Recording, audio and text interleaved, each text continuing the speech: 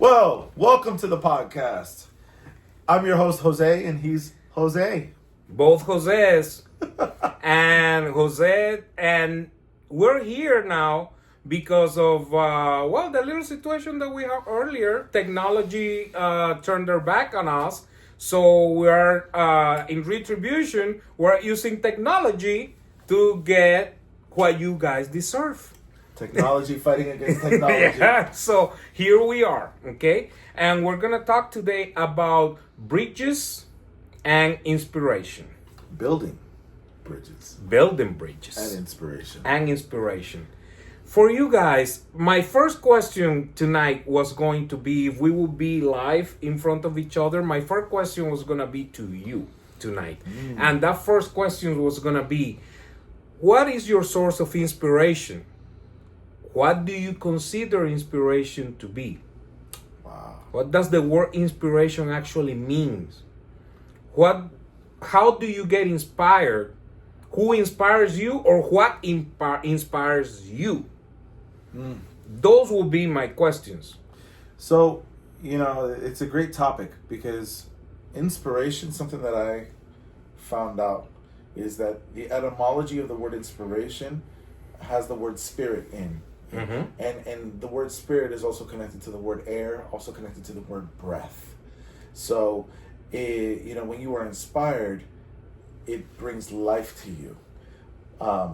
Inspiration actually paints a picture of getting an idea and getting clarity of mind by way of wind, by the way. So another word or several words to describe inspiration is actually wind of revelation. And I understand this because as a flute player, I've studied the word inspiration, and I found out that it's actually related to air. So, when we think about inspiration, we think about spirit. And one of the things that I've been teaching lately, even in an article recently that I wrote about AI, AI Imperfection and the Spirit of Humanity, published in F-Flat Books, was talking about how to approach AI in such a way in which it can help build the person's body, meaning the physical action, physical processes or physical opportunities, the soul, which is your mind, willpower, and emotions, but also the spirit, since we're talking about inspiration. And, I love the definition of spirit this way, that it is the combination of our ability to exude power, exude love, and exude a sound mind, meaning informed decisions that is well researched. So the combination of exuding power, meaning that we take action based on what we allow ourselves to consume and to fill us, like the way anything, you put substance into something and then it has power, motion. Love, there's different types of love, right? Sacrificial love, brotherly love, romantic love, on and on. Study the different types of love in the Greek, by the way. Check it out. Eros, Philios, Agape, etc. And sound mind, to be informed and not to be easily deceived or just assume that things are exactly what they are just because the world tells you it is. And so when we think about that being the spirit, the combination of our ability to exude power, love, and express a sound mind, then inspiration is when we find other sources and stimuli, whether it's information or people, or you're taking a walk in the breeze and you're allowing your brain and your heart to wrestle with ideas to the point where it comes up with a solution. You say, oh, I just figured it out. So, yeah, even this is inspiring because for our generation, inspiration was by way of conversation. Also, inspiration. I like several keywords that you have mentioned in this little exposition that you just have given us, which is a wonderful gift, by the way. Okay, and I love certain words that you have used in the phrases that you have pronounced. Action, physical, feeling. those are words that are actual words of action. They're tangible. By the way, there is an article coming up in F flat books written by yours truly, that is entitled Tangible Inspiration. Okay? Tangible inspiration is basically the conclusion of all these words that my colleague has just mentioned. Things that are tangible. Those are the things that actually inspire you. Since we were babies, we became inspired by what we saw, by the actions we saw. We started walking because we saw other people walking. We started talking because we heard other people talking. Nobody told us what to do or how to do it. We just eventually, by example, imitated it, and then we became inspired one day on grabbing up to a table and getting up, and all of a sudden figured out that I can be standing on my two legs. Okay? So inspiration cannot be just something that, first of all, inspiration is not teachable. Okay? It's not something that you can manufacture. You cannot say, I'm going to become a source of inspiration. That's something that is not planned. You simply are or not. So very, very powerful, because again, the word inspiration has a root word, which is spirit. To be in the spirit is essentially what it means to be inspired, right? And so we understand that the word spirit, like I said, is breath. It's also wind. You can't just grab the wind. No. The wind will come and it will go, and you don't always you can't tell where the wind is coming from or where it will eventually be going. So you have to go wherever the wind leads you. At the same time, you can't see the wind, but you can feel the wind. You can feel it. You can feel it. You can feel it. That's action. Are you producing work, art, beauty that can connect to the feeling? And several of you may be asking right now, why are these two individuals talking about inspiration in this sense when we're in our arts and entrepreneurship class? We should be talking about business and money and production and, the material things of this world.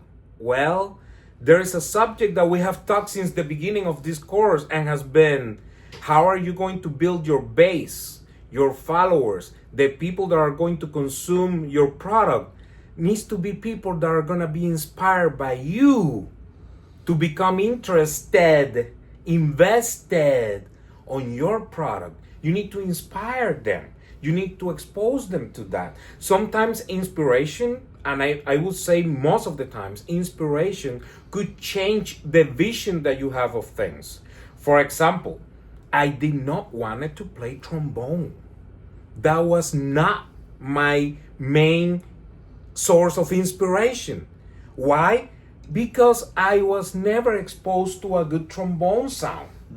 It wasn't until the school gave me that as my only option, and even then, I still say no, I don't want to play trombone, and I didn't accept it until I talked to my dad, and my dad had all these sources of inspirations recorded in tapes and showed to me, and then said, listen to this, give it a try, and then you tell me if you like it or not.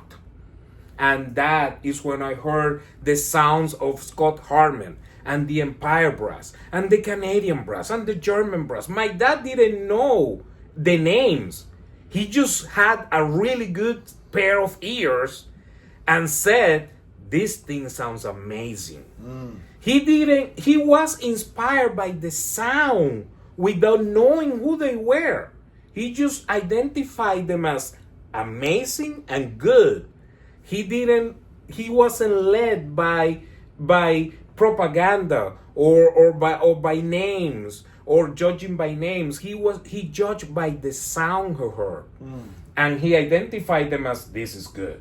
So I'm going to expose my kid to this and see if he likes it, and I can change his mind in actually choosing this instrument.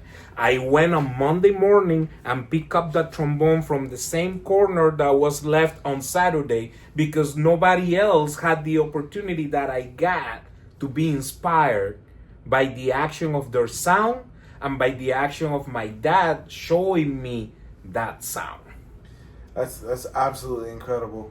And, you know, to tie it back to what I was saying in terms of what are the attributes of the Spirit, since we understand that to be inspired is to be placed in your spirit man. When you were listening to those recordings that your dad shared with you, I'm sure you felt empowered. I'm sure you felt a sense of love and of beauty, harmony, with like the state of the world is all in balance, because you have people coming for a like-minded mission, even though they come from diverse perspectives, but they're willing to sacrifice their egos and sacrifice their worldviews for a second to create something that is beautiful and unified. And you also were learning, meaning you're being educated from your dad, but also through the recordings, which means it was a sound mind. So you were inspired by the recordings because it empowered you. You were filled with love, and you were able to expand your mind through the power of sound. You see the beauty of that? Spirit is love, power, and sound mind. And this is why you mentioned something about, many of you might be thinking, well, you're an arts entrepreneurship professor, so am I. Why aren't we talking about business and marketing and negotiations, price setting, and things like that? Because at the end of the day, what are people paying for you to do? It's not to play an instrument. They're paying for you to inspire them. Whether it's in the form of a recording, a composition, a keynote, a book, a speaking engagement, just a consultation, teaching, whatever it is, it's to inspire them. So it's understanding that no matter what you are doing with your product and service, ultimately the goal is to be able to impact them through love, through power, and through sound mind. And those things will eliminate vanity, fear, and deception of the world. And what is currency in terms of money? All money is a resource that gives you, me, all of us, access, opportunity, functionality, and continuity. I'm going to repeat that again. It's an incentive. Yes. It gives you access. You got money, now you can pay to get in the door. Opportunity. You get in the door, and now you have the opportunity to transform your own life by the interactions and the decisions that you make within the vicinity in which you've paid to get access. And then you also have functionality, because money helps keep the operation, the machine, your bills, all that stuff going, just to keep it functional, right? Maybe so you can pay your bills so you can focus on practicing your instrument. Absolutely. I mean, I have a family, you have a family, so, we have to keep that functioning, and we want to keep that functioning. But it's also continuity. And the difference between functionality and continuity is that functional means that it can turn on. It has power. Continuity has motion. You see? So it's the functionality is, does it operate and is it alive? But now that you are operating and alive because you have the money, now go. It's the Great Commission. Go and impact the world. Can we step a couple of points back? Yeah, go ahead. Go into accessibility. Yeah. Because accessibility is very important, because it's the one that opens the door for information that you may need in order to enrich your knowledge. And that knowledge that you need in order to pivot into your business, especially at the times when plans don't work, like today. Yeah, I'm always talking about access and opportunity, like those two going hand in hand. For me, because I think, there's been a push for a long time now in the higher education, obviously, and it's been contested as well. And I understand, both sides of the coin about diversity, equity, and inclusion. But at the end of the day, I think the bigger word that we're talking about is access and even opportunity, at least what I like to pursue. At the end of the day, what I'm trying to do with the work that I do as a professor and as an entrepreneur, even as a father and a wife, is to create access and opportunity so that people can build, and we're going to now kind of switch, right? Because at the end of the day, part of this presentation is not just about being inspired, but is also to be building bridges. And that's the beauty of what we do, right? As an entrepreneur, our assignment, our calling really is to facilitate access and opportunity for others to essentially for them to be held accountable to do something good with the gifts that they have been cultivating. And in doing so, if they are effective, then they will be a meaningful entrepreneur. How can you assess effectiveness as an entrepreneur? Are they building bridges? Thoughts? Well, remember what your final project is for this class. And that is the main reason I designed this lecture today, to guide you towards that final project. At the end, you are presenting your business plan. You're presenting your envision of your own future. What are you going to sell? How are you going to portray yourself as your own business? How your creation is going to impact the world, how your creation is needed. You need to present your project with that type of mindset. What I'm bringing here is my proposal. This is you when you present your project in a couple of weeks. Is going to be you presenting your proposal to enhance the world of the arts in this case, or the world in general through the arts and through your art to what you do. What is your contribution? What got you inspired and how you're going to inspire others? Why do you think your project is a meaningful source of tangible inspiration? Think about that when you make that 5 to 10 minutes video in your presentation. What is your ultimate goal? What is the audience that you want to reach out to? What is the type of following and clientele that you want to build around your product? Why is it needed? And that is what's going to give you a higher percentage of guarantee that is going to be successful, because you're going to be on demand. But you need to study how much in demand your proposal is going to be. No, absolutely. And what I would add to that is keep in mind this other question, in addition to the inspiration and how are you going to help people. One thing that can help guide you is ask yourself genuinely, is what I'm aiming to do building a bridge? If so, how? Describe it. Think about what a bridge is. A bridge has a massive cavity. Sometimes it's because the earth has split, or maybe there's water, but it's like you can't get from this one place to this one place unless you have a bridge. So the bridge is what creates access, and if you have access, you have opportunity, you see?